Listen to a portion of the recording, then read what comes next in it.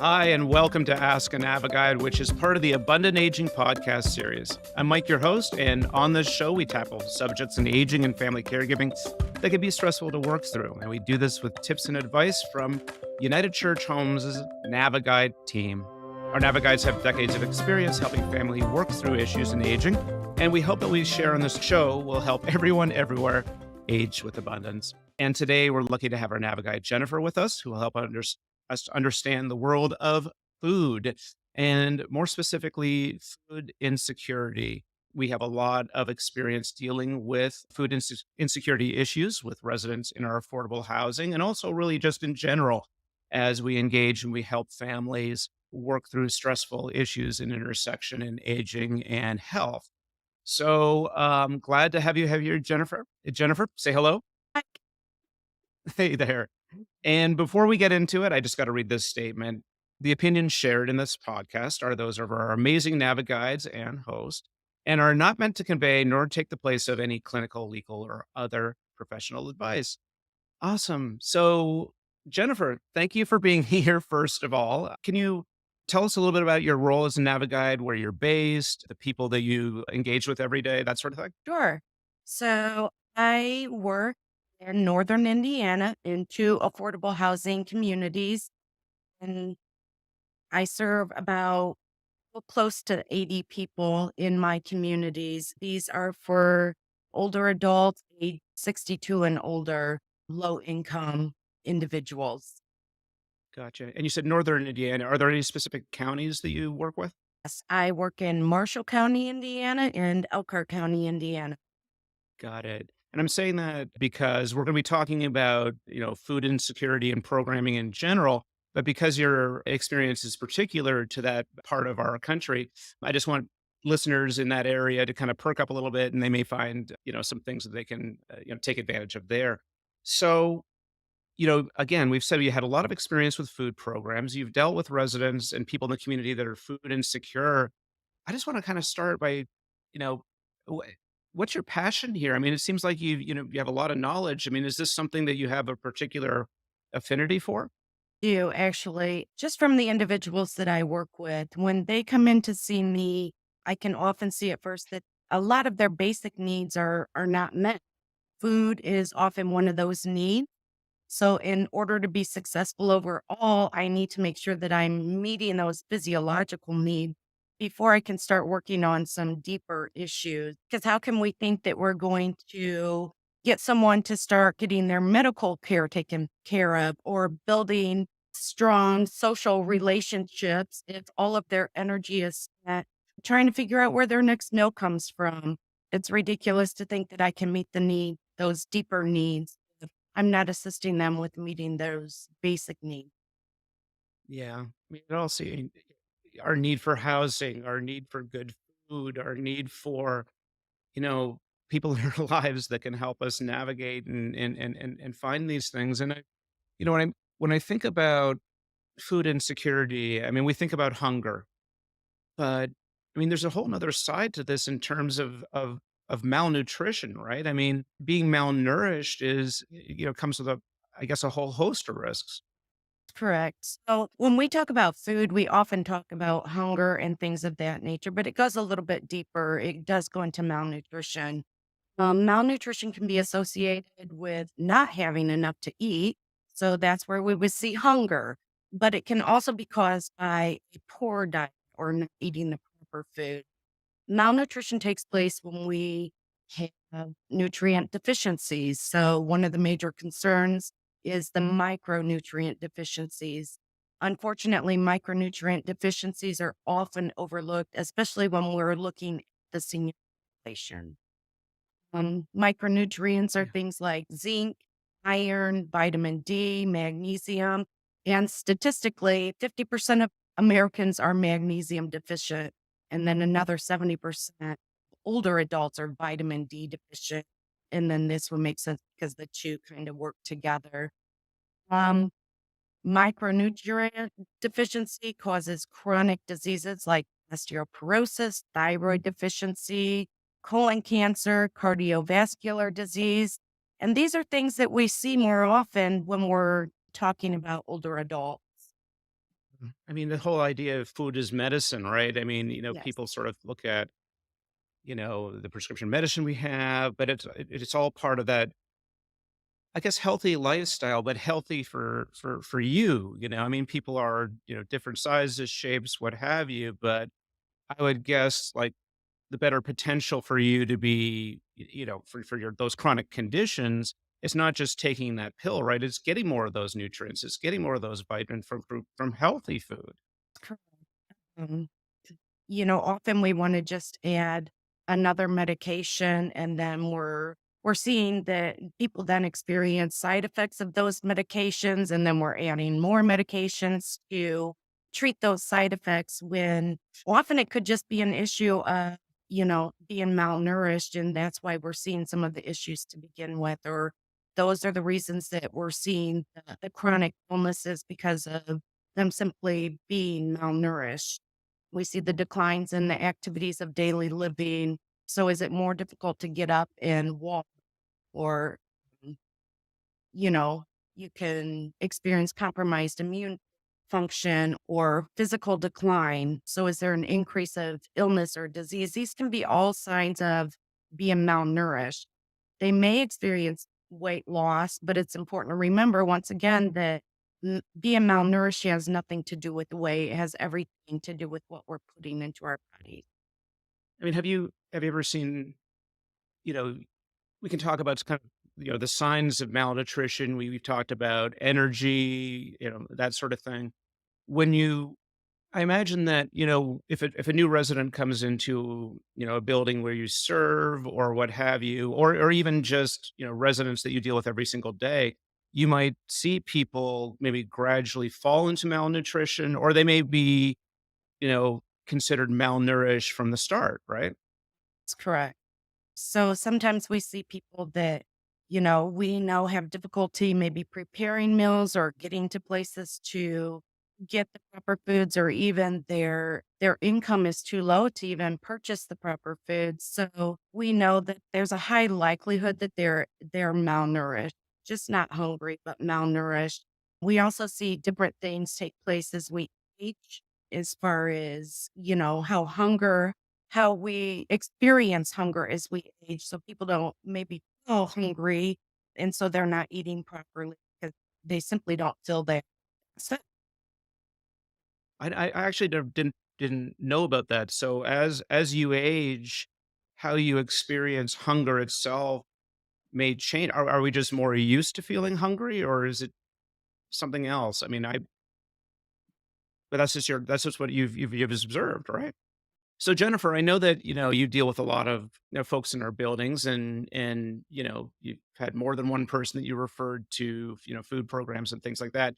And on another episode, we want to get into the types of programs that are out there, but have you ever been able to kind of draw a line for the benefits of good, healthy food to somebody that you have maybe had started out without those resources, and then maybe you made some connections? And what sort of changes do you see when people do have access to a healthy food source?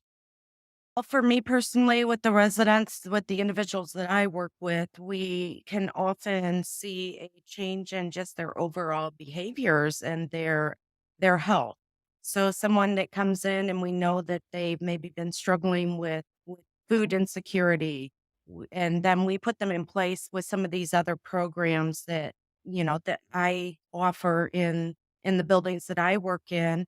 So one, we can see a decrease in their, or an increase in their whole emotional state of mind, I guess, because they're no longer worried about trying to find food or where they're going to get food or how they're going to pay for food. So that in itself is a plus. So when we feel better, when we're emotionally, when our mental state is better, we are just overall, you know, we're just better overall because we know that our mental state will also affect our physical well-being. So we see that first of all, I think that's probably one of the first things that we see is the mental state of mind changes. That worry is just taken away when they're starting to eat more healthy and they actually have access to food. Then of course we can see some really great physical change. I mean, there's been people that have come in, and I mean, from just looking at them, that they are malnourished. You know that they have not been eating enough or properly. And so we put these things in place for them. We offer food, or they gain access to food that is healthier. They are getting proteins, they're getting fruits and vegetables and things of that nature. You just see an overall physical change in them. Some people are very, just extremely overweight or underweight. When they come in, and sometimes you just don't even understand. You can't figure out how they're even up and walking. That's how malnourished you can tell them to be. So, when they start participating in some of the food programs that are offered, then, they're eating a healthy meal, they're eating healthier snacks because that's what they're getting. And you can see that physical change. They're moving better. They're, um, they just, speaking of the mental health, you can see that change in their whole, just in everything about them. But yeah, you can see changes in their physical activities, and how it's easier for them to walk, how they have more stamina when they're moving. They don't have to sit down after, just, 20 feet away. They can walk further. They just have a lot more energy. That's some of the first signs that we see. Yeah, I mean, that must make you feel pretty good, right? To kind of actually be able to see that change day after day. As it's exciting when it's so exciting to see this and the changes in people, when they come to our buildings, and, just to see that they're just the sense of relief to them. That's exciting to see that. And then when we add those physical changes and, improvements for them, yeah, it's really exciting to see that. Yeah, no, I'm just, I mean, I don't think anybody wakes up in the morning and says, I'm going to be food secure by choice, right? I mean, when you look at everybody coming in, I mean, it's not just one thing that may cause them to be food insecure. It may be a range of things. And I know that you're speaking specifically to the markets that you deal with in northern Indiana, but I got to think that there may be some more universals here. But I mean, is there just like one big cause of food insecurity in your area of this of the country, or what have you seen? There are actually a lot of different things that can cause food insecurity. One of the major issues is lack of money. Some older adults live on $1,000 a month or less. This income makes it very difficult to meet their basic needs, such as shelter, food, or at least healthy food, So they often sacrifice food in order to make those, ends meet. And then when we add in the current cost of food and even food shortages, that just makes it even more difficult. And then, when the cost of food is going up, and, we're seeing inflation, then we also see decreases of donations to the pantries. And that leaves older adults who utilize these services with a greater likelihood of food insecurity. Another cause of food insecurity is medication cost. We have to recognize that we often hear about older adults that have to choose between purchasing food and medication. And though, I do work with older adults, but prior to becoming a NaviGuide, I never truly understood that that was a real issue. Unfortunately, most people don't understand how insurance works, and that companies can change their formularies annually, meaning they can change how they are going to pay for your medications. And so this can mean a huge change from what you're paying in December to what your out of pocket expense is going to be in January. And this happens very often. Yeah, Uh, I just want to just call that out too, because I know on previous episodes, especially with our Navi guide Robin, yeah. we talked about this, how you can get on, let's say, a new, I don't know, Medicare Advantage plan, and they could offer some interesting benefits for you, but you may not ask about how your copays for medication may go up or be affected and all that. So just a call out point that you absolutely always have to ask about that. Probably one of the first questions you're going to have. And I bet, in your situation, you might help with that guidance, or maybe even say that traditional Medicare would be better for you, you know? And that's true. And, it's really important that people try to understand what their insurance is offering them. And I know that there's other podcasts on this. Go back and watch those. You're going to gain some great information on that. But anyway, unfortunately, sometimes the Medicare program is difficult to understand, and people just are not educated on how that all works. And so we just see big surprises in January. The most important thing to mention here is that it is so important that you review your insurance annually. Whether you like your insurance, whether Mhm. you like your agent, none of that matters, because your insurance can make changes so they can pay today and not tomorrow. So make sure that you're reviewing those insurances. And then also the final thing that I see with the food insecurity is simply lack of transportation or having mobility issues that prevent people from getting to the stores or the pantries. You know, Or I guess even making the meals, period, right? And it's more convenient to open a bag of chips than putting together a healthy meal for yourself sometimes. I know I know that's the case with me when I'm feeling lazy, yeah. yeah, that's absolutely true.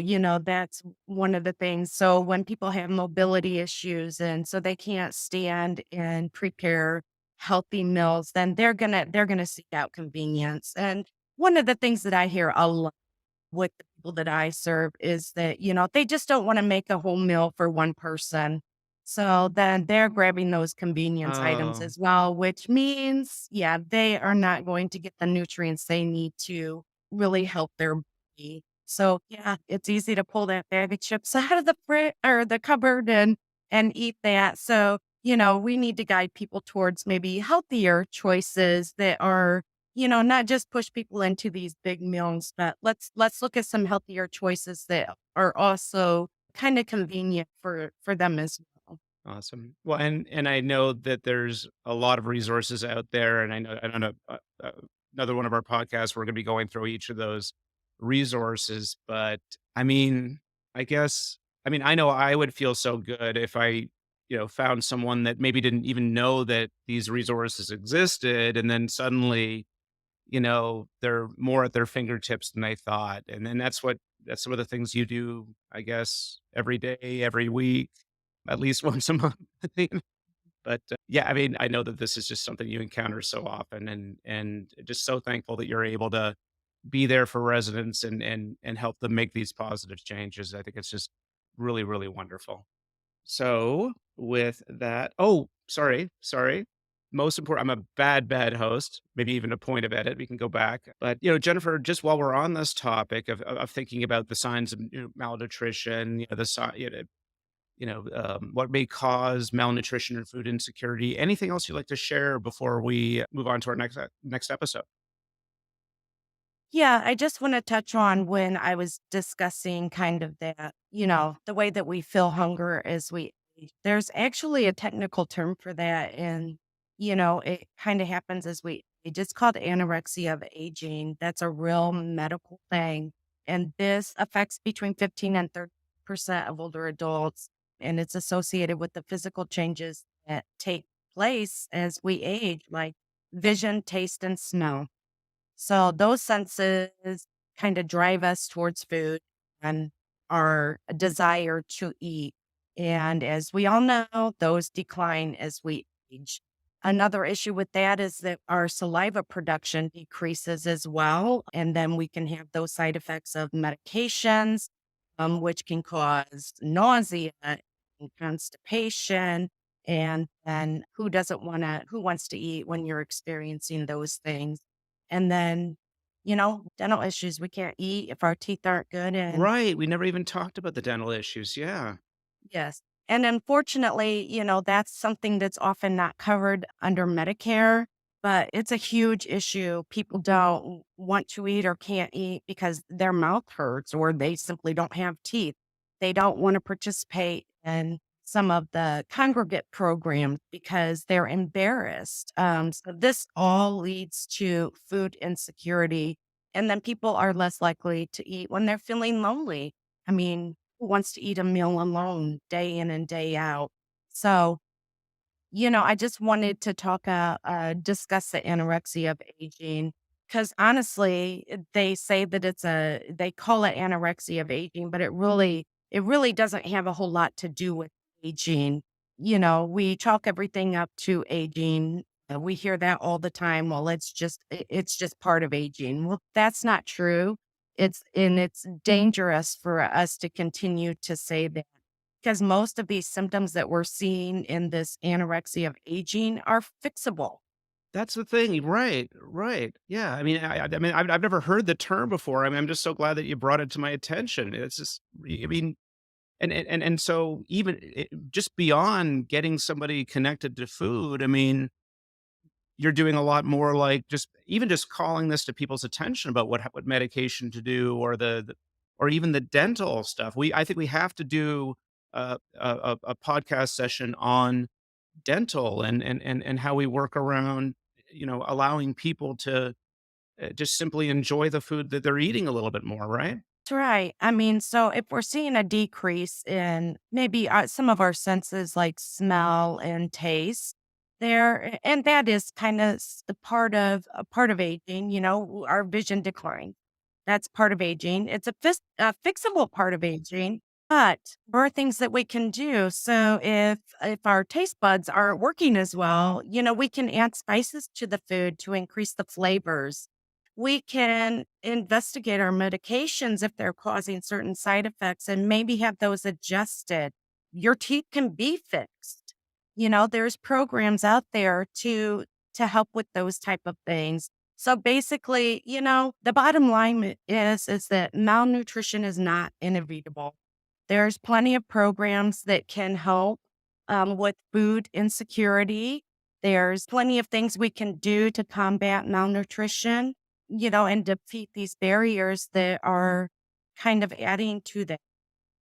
I mean, and again, for our listeners, we will be doing we will be releasing or have available a podcast on that in the near future with Jennifer's knowledge. But lots to say here, lots of causes. I hope that you, our listeners, are a little bit more aware of the types of root causes that could cause that. I mean, seriously, I mean, not even in my show notes, but the idea of dental and the changes in sensation, and, just one's relationships with food and how it changes over time as we age. So thank you for sharing that.